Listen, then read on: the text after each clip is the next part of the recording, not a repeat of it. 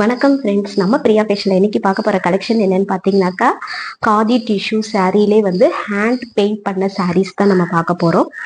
இந்த சாரீ பாருங்க, இது வந்தீங்கன்னா ஒரு பிங்க் ஷேடு. இந்த சாரீ பாருங்க, ஒரு டூயல் டோன்ல இருக்கும் இந்த சாரீ.